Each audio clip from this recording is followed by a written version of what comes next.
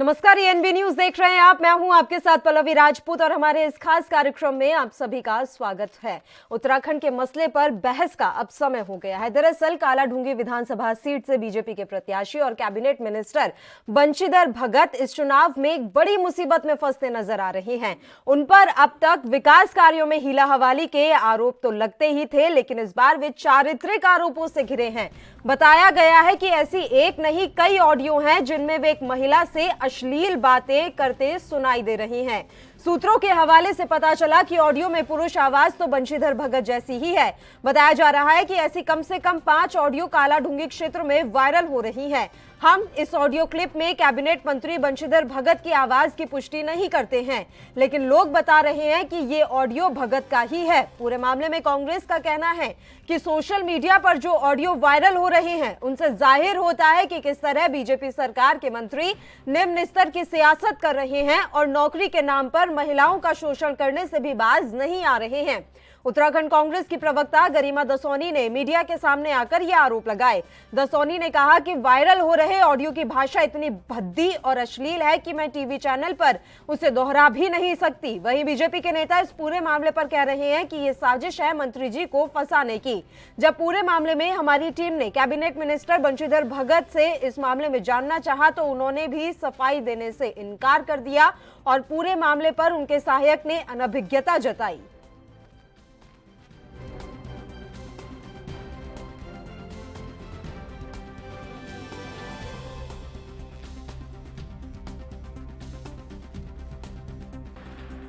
हाँ जी, नमस्कार। नमस्कार। कहाँ है? कहाँ हो? मैं यहाँ ये क्या कहते हैं, छोई में हूँ। छोई बेलपड़ाव नहीं आए थे? ना, बेलपड़ा गया था। आप ही तो कह रहे थे डाक बंगले में आऊंगा आज। नहीं, वो कार्यक्रम होगा नहीं। अच्छा अच्छा, ठीक हो गया, ठीक हो गया। हाँ।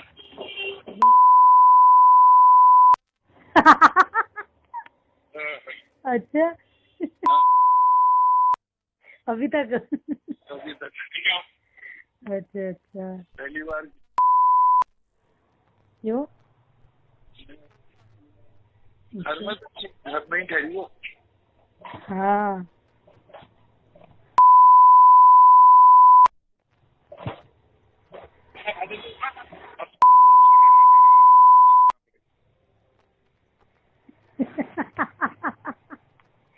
अच्छा।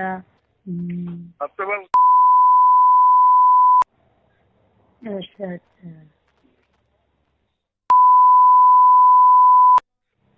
ठीक है। सबके सामने कह रहे हो? मेरे वहाँ का कैसी है मैं जानता हूँ। तुमसे ज्यादा चिंता मेरी है। अच्छा, ठीक हो गया। अब तुम बोल नहीं रहे तो मैं बोल लेता हूँ। तुम बोलो तो मैं तो सुन सकता हूँ ना। अरे चलो, और सुनाओ। है मैं क्या बोलूं? बोल दो। मैं क्या बोलूं? मेरा आप काम कराओ लोन वाला, जैसे कैसे करो, फिर मेरी मैं कुछ बोलूं? आज भारतीय जनता पार्टी के पूर्व अध्यक्ष बंशीधर भगत जी का एक ऑडियो सोशल मीडिया पर वायरल हो रहा है। साथियों, सोशल मीडिया पर वायरल जो हो रहा है ऑडियो, वो इतना भद्दा, इतना अश्लील है कि मैं आपके साथ ना उसको साझा कर सकती हूं, ना मैं उसके बारे में कुछ बयान कर सकती हूं। मैं शर्मसार हूं कि हमारी देवभूमि के जनप्रतिनिधि इतने निचले स्तर तक गिर सकते हैं, उन लोगों का दोहन और शोषण कर सकते हैं जिन लोगों को इस वक्त नौकरी की जरूरत है। कितनी अश्लीलता के साथ जो बातें एक महिला से की जा रही हैं उस ऑडियो में, साथियों, मैं निशब्द हूं, मैं आश्चर्यचकित हूं, मैं हतप्रभ हूं कि कोई प्रदेश अध्यक्ष इस स्तर तक गिर सकता है। और ये कोई पहली बार नहीं है साथियों।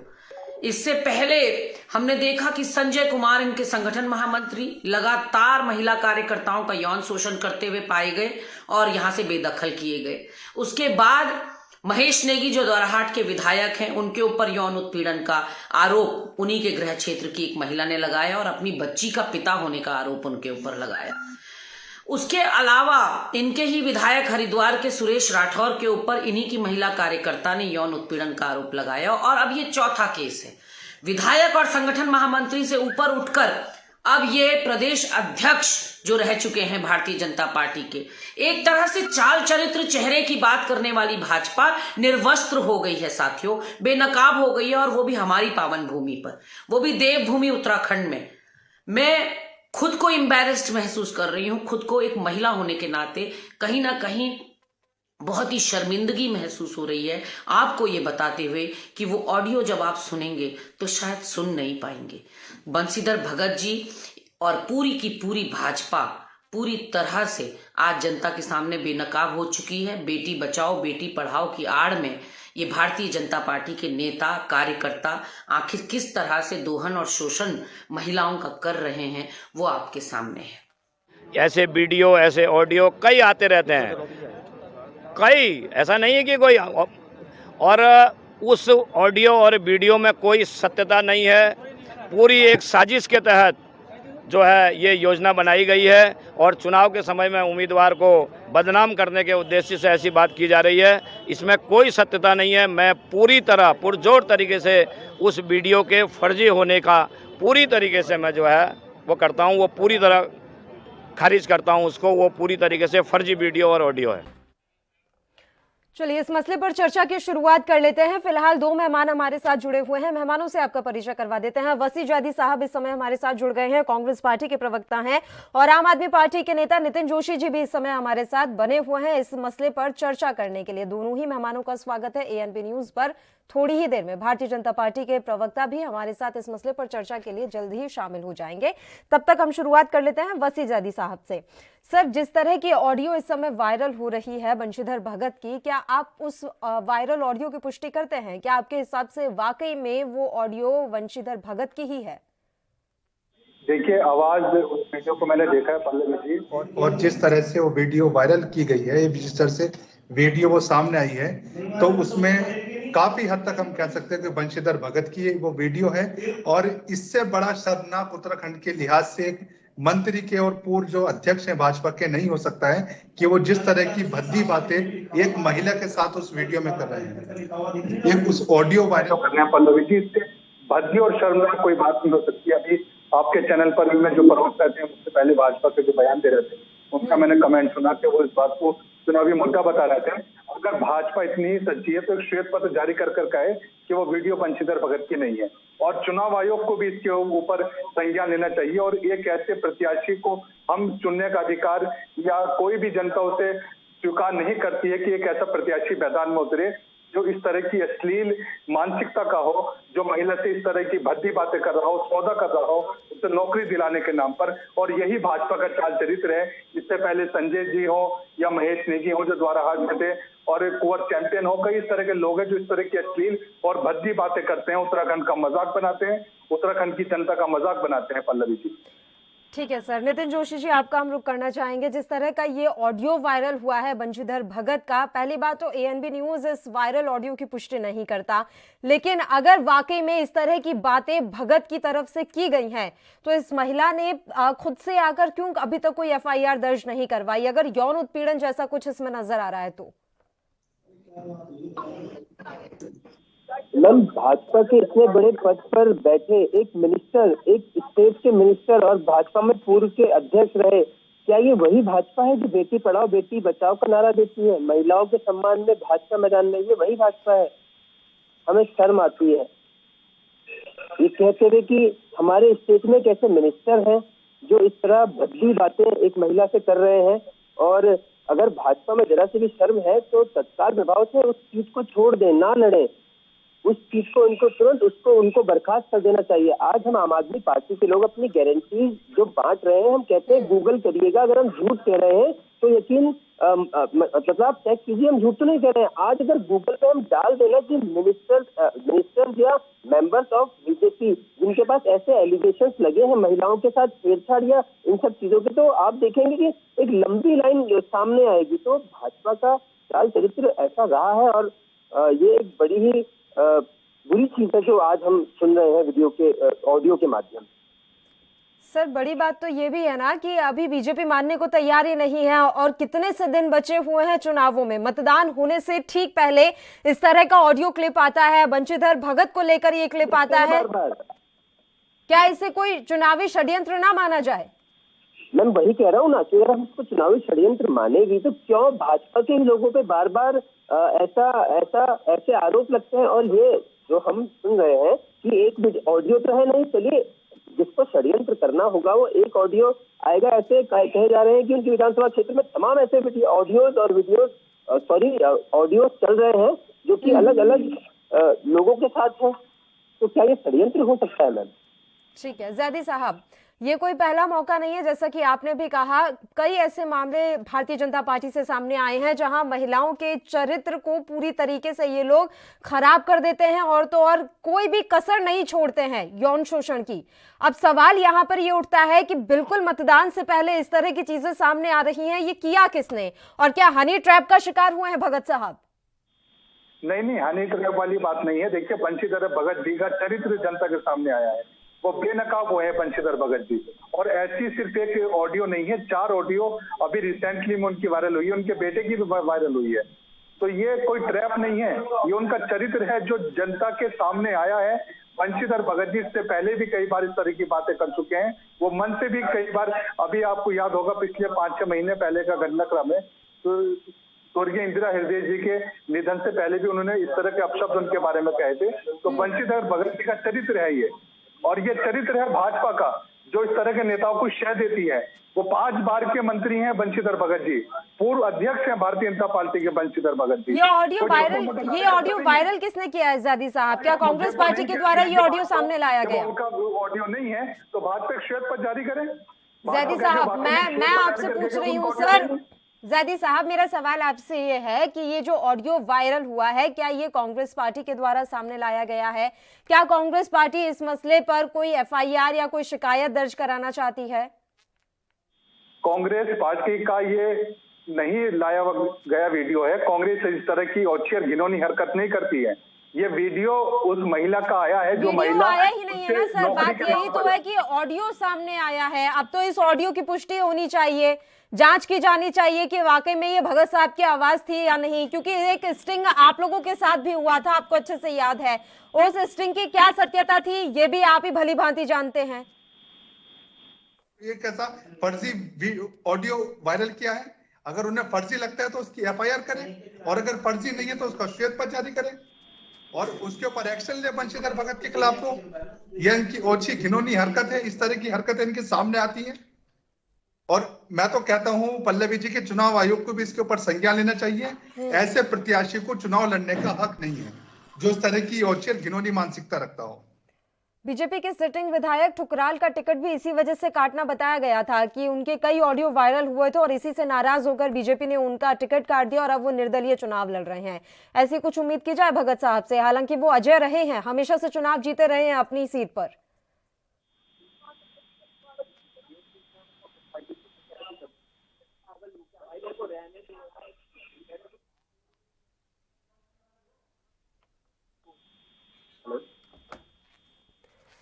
ज़ैदी साहब तक हमारी आवाज नहीं पहुंच पा रही। नितिन जी, आपको मिल रही है मेरी आवाज? जी मिल रही है। नितिन जी, मेरा सवाल यही है सर, एक तो अजय रहे हैं वो हमेशा से, कभी चुनाव हारे नहीं है अपनी विधानसभा सीट से। ऐसे में क्या अब भारतीय जनता पार्टी कोई रिस्क लेने के मूड में नजर आ रही है? क्योंकि आप उनके किसी भी प्रवक्ता, नेता, मंत्री से बात कर लो, वो हमेशा यही कहेंगे कि हमें इस बारे में कोई जानकारी नहीं है। कहेंगे ना, क्या कह सकते हैं, डिफेंड करने वाली स्थिति बन नहीं रही है ना। और ये तो भाजपा को ही तय करना है कि इतने सेंसिटिव, कुछ मुद्दे बहुत सेंसिटिव होते हैं, क्या इस सेंसिटिव मुद्दे में भाजपा को ये देखना चाहिए कि वो अजय रहे हैं तो उनकी इन चीजों को फिलहाल छोड़ दिया जाए? नहीं, ये इग्नोर करने वाला विषय बिल्कुल भी नहीं हो सकता।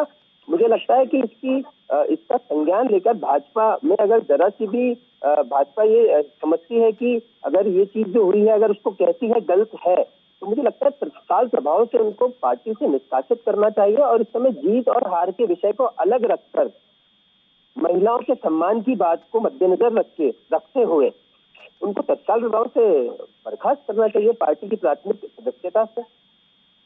जिस हिसाब से IT विभाग मजबूत माना जाता है भारतीय जनता पार्टी का, सर आपको लग रहा है कि इस मुद्दे को बहुत बड़ा बनने देगा उनका IT विभाग?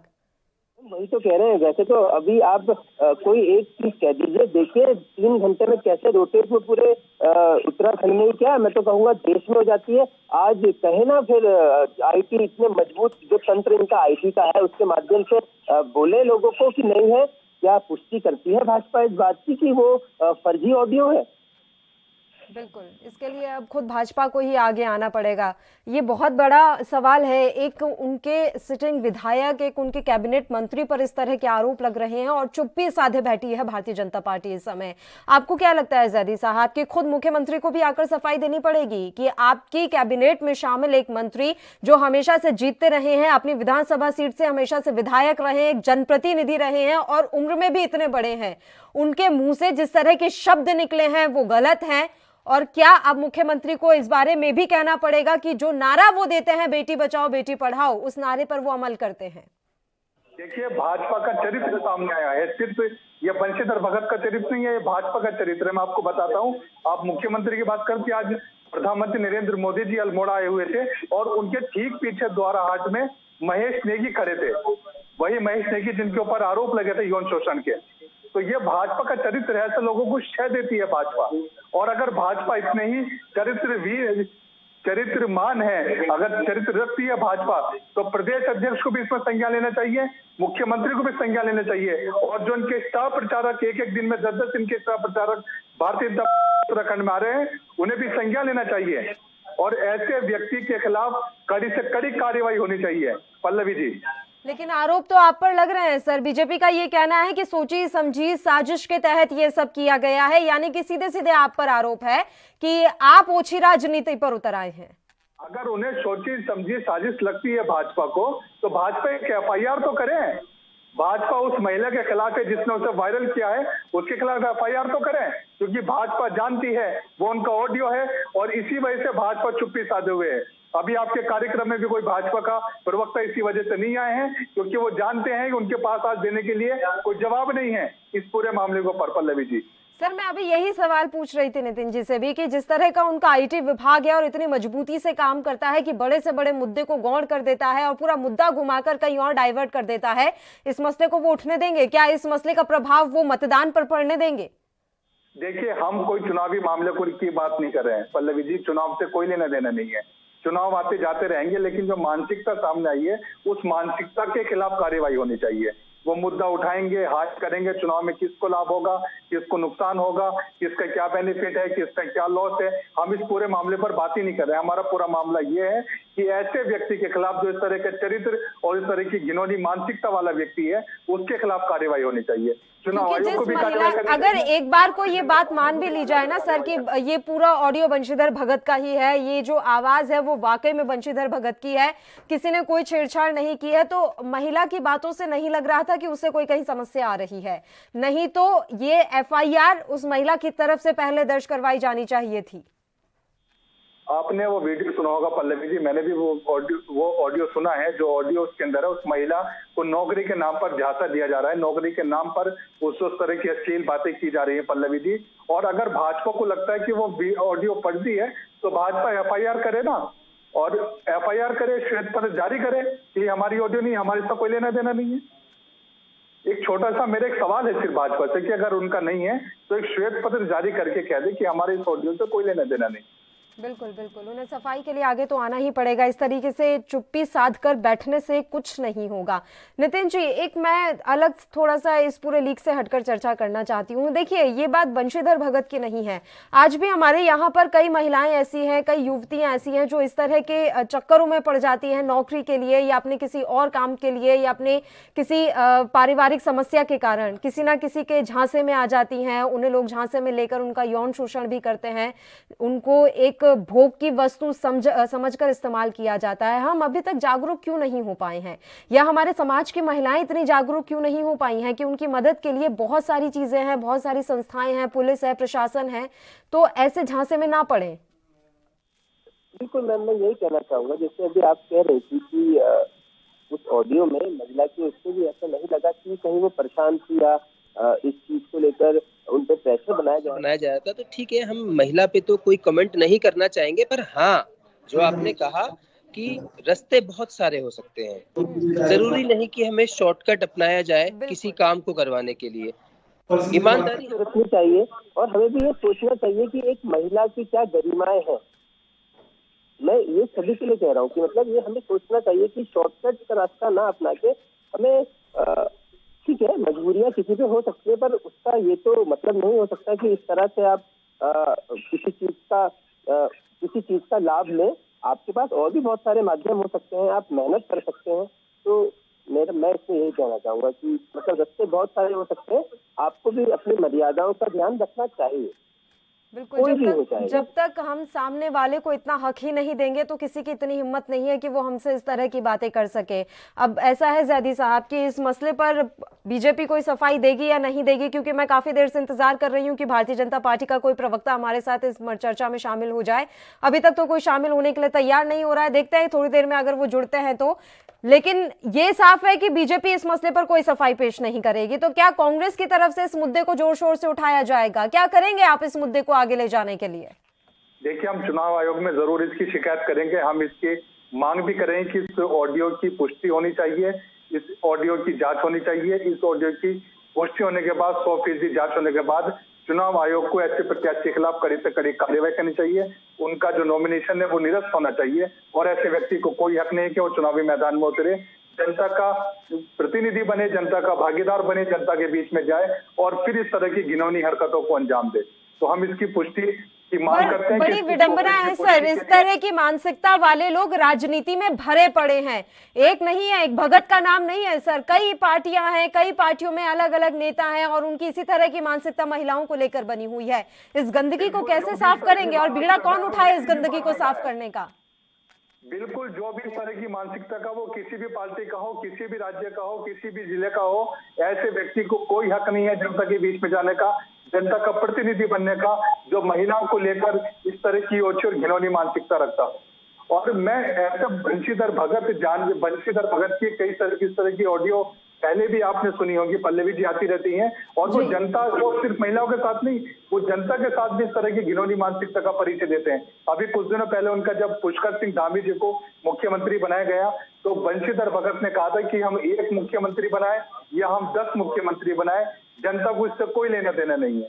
यानी कि जो मुख्यमंत्री के बारे में जो कि इस तरह की मानसिकता रखता हो, उसे लगता हो कि पार्टी का अपना ये विशेष अधिकार है कि वो किसी को भी मुख्यमंत्री बनाती रहे। वो 57 विधायक अगर जीत कर आए तो बारी बारी से 57 कोई विधायक को मुख्यमंत्री बनाते, तो इस तरह की मानसिकता वो रखते हैं। उन्हें उत्तराखंड की जनता से, उत्तराखंड के विकास से, उत्तराखंड की किसी भावना से कोई सरोकार नहीं है। बिल्कुल, लेकिन आपने मेरे सवाल का जवाब नहीं दिया सर। हर पार्टी में इस तरह के लोग मौजूद हैं, तो इस गंदगी को साफ करने का बीड़ा कौन उठाएगा? क्योंकि अक्सर ये देखने में आता है कि अगर भारतीय जनता पार्टी से इस तरह की कोई चीज सामने आई है तो आप उन पर हमलावर हो जाते हैं, कांग्रेस से सामने आती है तो बीजेपी हमलावर हो जाती है, लेकिन जब अपने ही अपने घर से इस तरह की चीजें सामने आते हैं तो चुप्पी साध कर बैठ जाते हैं। सेलेक्टिव पॉलिटिक्स क्यों होती है? व्यक्तिगत तौर पर कहता हूँ पल्लवी जी, मैं महिलाओं का बहुत सम्मान करता हूं। मैं व्यक्तिगत तौर पर कहता हूं, महिलाओं के खिलाफ जो इस तरह की घिनौनी मानसिकता रखता हो, वो किसी भी पार्टी का हो, किसी भी राज्य का हो, उसके खिलाफ कड़ी कार्रवाई होनी चाहिए। महिलाओं के बारे में ओछी मानसिकता रखने वाले का समाज में कोई अधिकार नहीं है। समाज में बैठने का, समाज वोटने का कोई अधिकार नहीं है। महिला हित, महिला सम्मान सर्वोपरि है और हम तो भारतवासी हैं, हम तो महिलाओं को देवी का रूप देते हैं। हम तो महिलाओं को समझते हैं कि वो हमारी देवी है।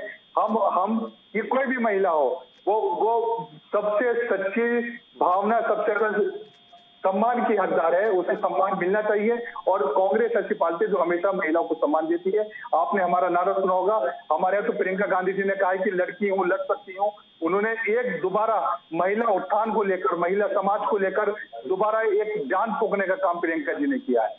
पल्लवी जी, लेकिन 40% वो भागीदारी सिर्फ उत्तर प्रदेश में ही सुनिश्चित करवा पाई सर, ना वो पंजाब में ये सुनिश्चित करवा पाई, ना वो उत्तराखंड में सुनिश्चित करवा पाई, ना वो गोवा में करवा पाई, ना वो मणिपुर में करवा पाई।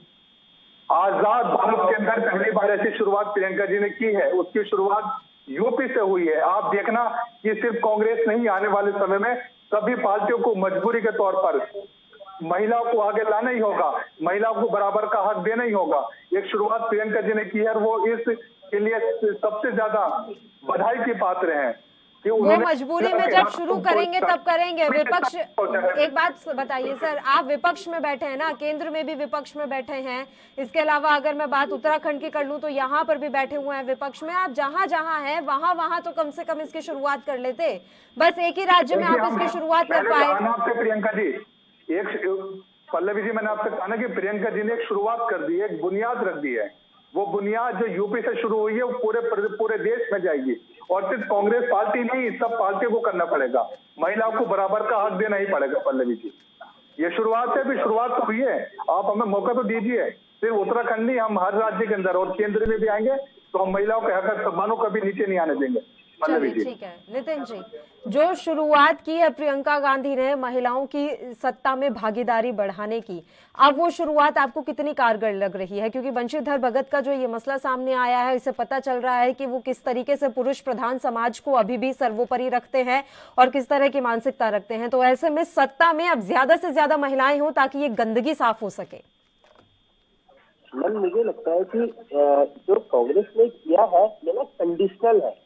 मतलब कि मुझे लगता है कि जहाँ पर उत्तर प्रदेश की अगर हम बात करें, अगर कांग्रेस को ऐसा लगता है कि वो बहुत अच्छी स्थिति में नहीं आएंगे, तो एक नई चीज इन्होंने की है जो कि एक चर्चा का विषय है और एक कैंपेनिंग का माध्यम बन रही है। लड़की लड़ सकती है। कितनी लड़कियों को कांग्रेस ने उत्तराखंड में टिकट दिए आप खुद ही देख लीजिए, या जिनको दिए भी होंगे वो उससे रही है, मतलब राजनीतिक पृष्ठभूमि से रही है।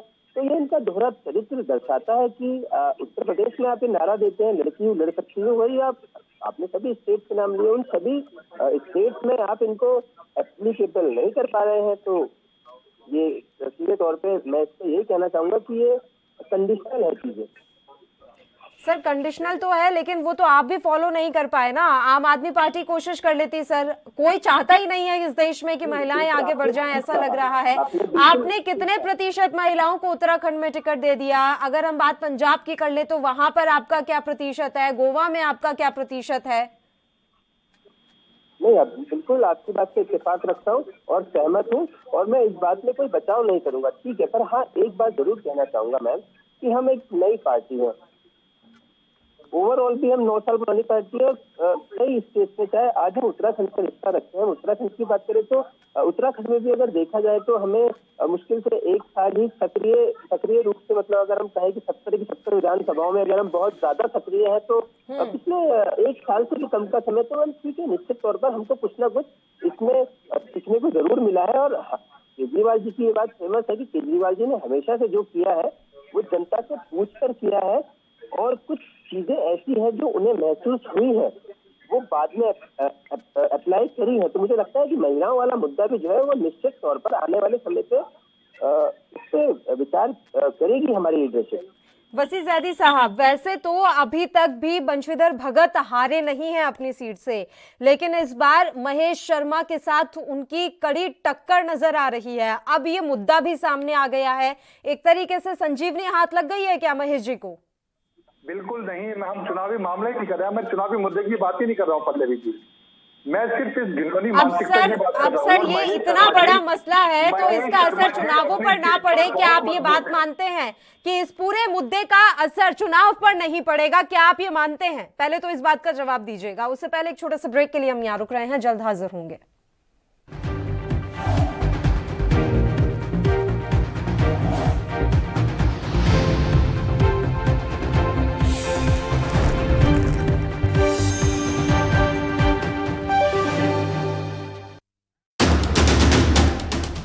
राष्ट्र धर्म, रात 8 बजे सिर्फ ANB न्यूज पर। ब्रेक के बाद एक बार फिर से आप सभी का स्वागत है। चर्चा की शुरुआत कर लेते हैं। जैदी साहब बताइए, जो ये मुद्दा अभी सामने आया है, क्या इसका असर बिल्कुल भी चुनावों पर नहीं पड़ेगा? अगर आप इसे राजनीति से जोड़कर नहीं देख रहे हैं सर तो ये आपका बड़प्पन है, लेकिन ये सब जानते हैं, तो बच्चा बच्चा जानता है कि इस तरह के मसले चुनावों के लिए किस तरह से किसी के लिए नुकसान होते हैं तो किसी के लिए फायदे का सौदा साबित होते हैं।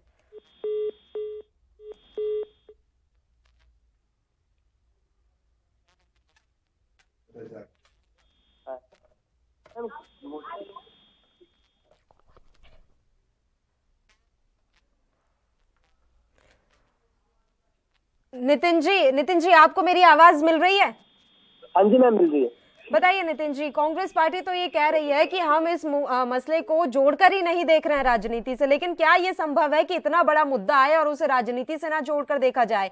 क्या कांग्रेस पार्टी को ये नहीं लग रहा होगा कि अब ये हमारे लिए फायदे का सौदा साबित होगा?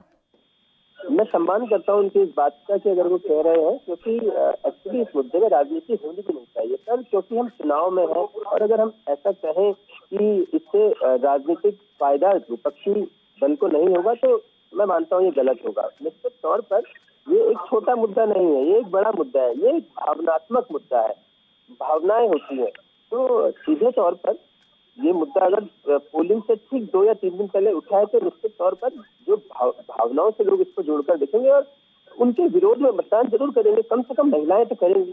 बंशीधर भगत की मुश्किलें इस समय बढ़ती हुई नजर आ रही हैं। उनके एक के बाद एक 5 ऑडियो वायरल हुए हैं और इन वायरल ऑडियो को सुनने के बाद ये लग रहा है कि किसी महिला को नौकरी दिलाने के नाम पर वो लगातार अपने झांसे में लिए हुए हैं।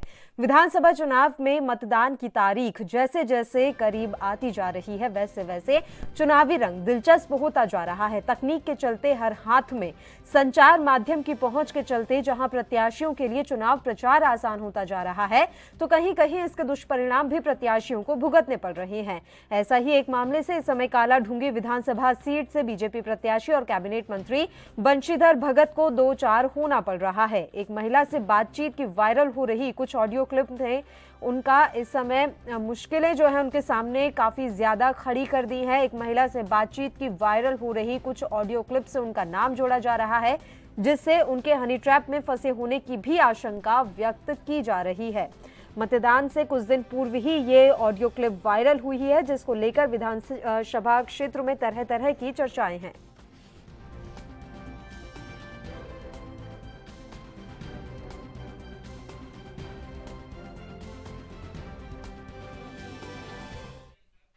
दोनों मेहमान लगातार हमारे साथ बने हुए हैं। एक बार फिर से हम इन्हीं के साथ चर्चा की शुरुआत कर लेते हैं। नितिन जोशी जी, देखिए अभी अगर हम सोशल मीडिया की बात करें तो इसके फायदे काफी कुछ हैं। फायदे हैं कि अब आप जो है चुनाव प्रचार आसानी से कर सकते हैं, लोगों तक अपनी बात आसानी से पहुंचा सकते हैं, लेकिन दूसरी तरफ इसका नुकसान भी बड़े ज्यादा है। अब जिस तरीके से अभी बंशीधर भगत की मुश्किलें बढ़ती हुई नजर आ रही है, कहीं ना कहीं सोशल मीडिया की वजह से ही परेशान हो रहे हैं वो भी।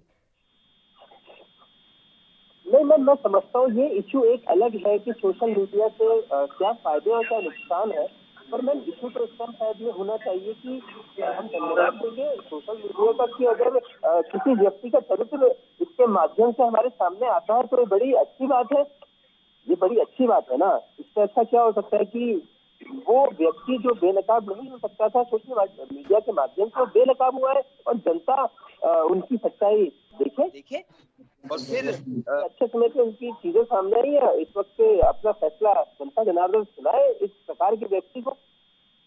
जैदी साहब, जिस तरीके से भारतीय जनता पार्टी इस मसले को आया गया कर रही है और उनकी तरफ से कोई भी सफाई पेश नहीं की जा रही है, क्या समझा जाए? उनकी जो ये चुप्पी है वो ये इस बात की तस्दीक करती है कि बंशीधर भगत के नाम से जो ये ऑडियो वायरल हो रही है वो सच है, इनमें कहीं ना कहीं सत्यता है।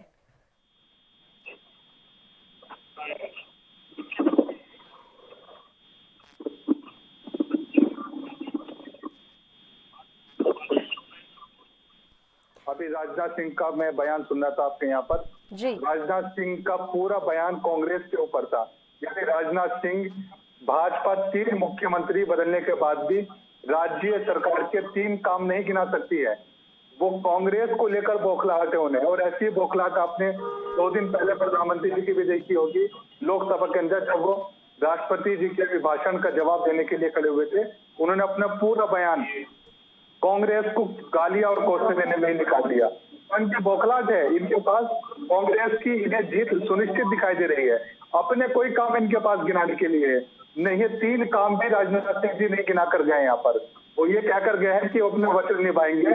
उन्हें याद दिलाता हूँ कि दृष्टि पत्र आप लोगों ने 2017 में जारी किया था, दृष्टि पत्र नंबर 1, उसका एक वचन बता दीजिए आपने जो निभाया हो। आप लोकायुक्त नहीं लेकर आए, आपने गैरसैंण को शाही राजधानी नहीं बनाया, आपने सुशासन का अपना वादा नहीं निभाया, आपने 0 टॉलरेंस का अपना वादा नहीं निभाया, और आप इस तरह के नेताओं को शय देते हैं जो महिलाओं के बारे में घिनौनी और मानसिक की मानसिकता रखते हैं, आप ऐसे लोगों को चिंताएं तो बढ़ रही होंगी ना सर उनकी भी, क्योंकि उत्तराखंड में सत्ता परिवर्तन की परंपरा हमेशा से रही है, तो एक बार फिर से वही आशंका उन्हें नजर आ रही होगी कि सत्ता परिवर्तन ना हो जाए। राजनाथ सिंह जी हो या शिवराज सिंह चौहान जी, आपने शिवराज सिंह जी का आज ऑडियो आपने वीडियो देखी होगी पल्लवी जी। शिवराज सिंह जी अपनी वीडियो में कह रहे हैं कि भाजपा तो गई उत्तराखंड में, यानी मुख्यमंत्री हैं मध्य प्रदेश के, भाजपा के सबसे बड़े चेहरे हैं, स्टार प्रचारक के तौर पर हरिद्वार में आए थे। जब उन्होंने बुनियादी हकीकत यहाँ पर देखी कि उत्तराखंड में तो भाई कांग्रेस आती हुई दिखाई दे रही है, तो उन्हें ये कहकर जाना पड़ा कि भाजपा तो गई उत्तराखंड में। और यही राजनाथ सिंह जी कहकर जा रहे हैं कि भाई बुला लेना, अगर सुबोध जी को जिता दो, निहाल जी को जिता दोगे तो मुझे बुला लेना। यानी अपनी हार निश्चित भाजपा के स्टार प्रचारकों को दिखाई दे रही है।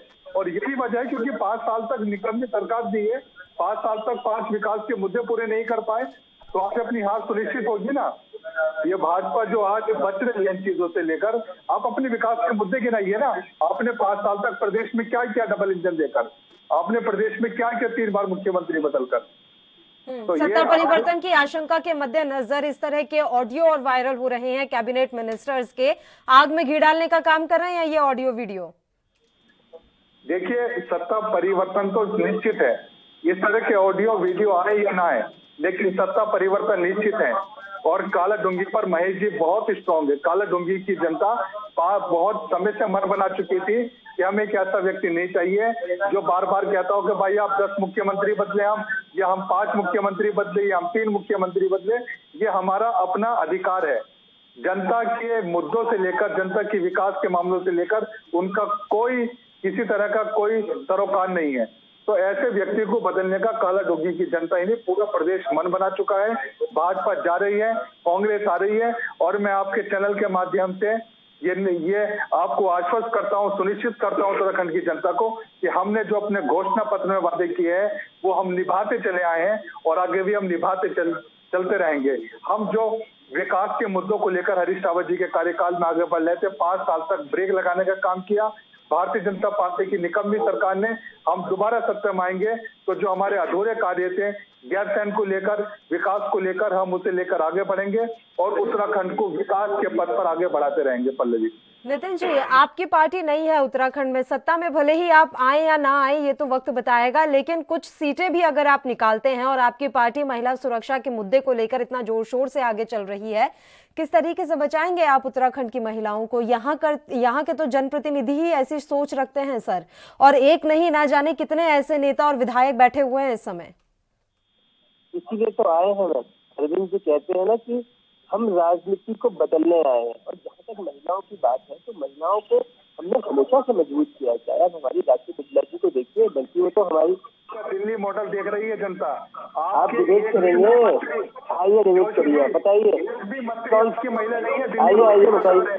आप महिला उत्थान की बात अगर आम आदमी पार्टी करती है तो ज्यादा शर्मनाक कोई बात नहीं। आप मुझे बता दीजिए ना कि दिल्ली में आपने कौन सी महिला का उत्थान किया है?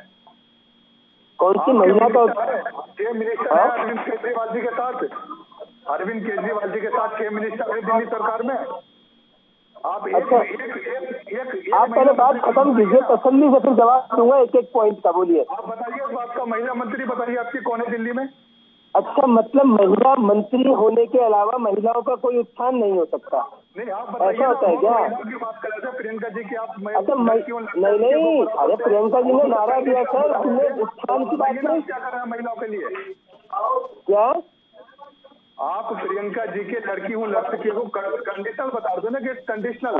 पॉलिटिकल सिनेरियो था ना इससे। अरे पॉलिटिकल सिनेरियो में पॉलिटिकल की बात करेंगे ना। अरे भैया आप सुनेंगे, अच्छा बोलते रहेंगे, सुनेंगे।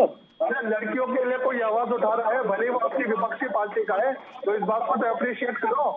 लड़की का सिर्फ यहीं तक सीमित मत रखो, टिकट कितने दिए, किस राज्य में क्या कर रहे हो। अरे भाई शुरुआत तो की है ना लड़कियों के उत्थान को लेकर, लड़कियों के सशक्तिकरण को लेकर, महिला मैं कहूँ कुछ बोलूं, शुरुआत तो कर रहे हैं ना। प्रियंका जी की शुरुआत को आप अप्रिशिएट कीजिए। मैं तो आपसे कहता हूँ कि आप अरविंद हाँ अप्रिशिएट कर रहे हैं ना भैया, तो यहाँ पे भी लाइए ना। आपने अगर बात करी लड़की हूँ लड़ सकती हूँ, उसका जवाब ये है कि लड़की हूँ लड़ सकती हूँ। महिला उत्थान की बात अगर आप करेंगे वो एक अलग विषय है, पॉलिटिकल सिनेरियो की बात करेंगे वो एक अलग विषय है। सुन लीजिए मेरी बात, महिला उत्थान के लिए हमने शुरुआत कर दी है उत्थान के लिए। क्या 1000 तक की महिला देने से सुनिए पुरुष व्यक्ति को देखना पड़ता है। क्या आपका पहले एकमात्र ऐसा राज्य है दिल्ली जहाँ पर महिला सशक्तिकरण जैसा विभाग एक पुरुष को देखना पड़ता है। कौन है आपकी महिला मंत्री दिल्ली में? क्या अच्छा इसमें कौन सी बुराई हो गई भाई? बुराई वाली कोई बात ही नहीं है। आपको नहीं लगता एक मात्र आपका राज्य है पूरे देश के अंदर जहाँ पर कोई महिला मंत्री नहीं है और आप करें उसमें कोई बुराई नहीं है? अच्छा मतलब एक महिला मंत्री होगी तो पूरी महिलाओं का हिंदुस्तान की उत्थान हो जाएगा, ऐसा होता है क्या? अवसर तो दीजिए। आप अगर महिला उत्थान की बात करें कम से कम अवसर तो दीजिए उन्हें। देखिए नितिन जी इस बात को समझने की कोशिश भी तो की जा सकती है ना सर, सियासत में भागीदारी सुनिश्चित करना भी तो अनिवार्य है ना। मैम आपको मैं इस बात का जवाब दूंगा, इनसे तो डिबेट करनी है ना, इनको जवाब आपको देता हूँ। सुनिए मैम, मैंने पहले भी कहा कि हम लोग एक नई पार्टी है और कभी भी हम गलत चीजों को डिफेंड नहीं करेंगे। हाँ ठीक है, बिल्कुल होना चाहिए, 100% होना चाहिए। हम नई पार्टी है और उसका जवाब भी यही है कि अरविंद जी को जो जो चीजें लगती हैं वो जनता से पूछ कर करते हैं। एक बार मेरी पूरी बात सुनिएगा। और कुछ चीज बिना पूछे भी जो महसूस होती है कि नहीं अब ये चीज होनी चाहिए वो भी होती है। उसका एक एग्जाम्पल हम अगर दिल्ली की ही बात करें तो दिल्ली में हमने घोषणा पत्र में तो नहीं कहा था कि महिलाओं को हम यात्रा फ्री करवाएंगे, पर हाँ काम कर लेने के बाद अगर कुछ एक चीजें लगी है अरविंद जी को कि ये होनी चाहिए, उन्होंने बिना घोषणा पत्र में कहीं भी चीजों को करा है। और ये भी महिला उत्थान में कहीं ना कहीं एक सपोर्टिव हैंड हो सकता है कि जो वर्किंग वुमेन है दिल्ली में अगर उनका आने जाने का किराया बच रहा है तो क्या हम इसको समुद्र में एक गिलास की तरह ही माने? तो इसको हम एक आहुति नहीं मान सकते क्या, बताइए। और इसी के साथ इस बुलेटिन में फिलहाल के लिए इतना ही। मुझे दीजिए इजाजत। देश और प्रदेश की तमाम ताजा खबरों के लिए आप बने रहिए हमारे साथ। नमस्कार।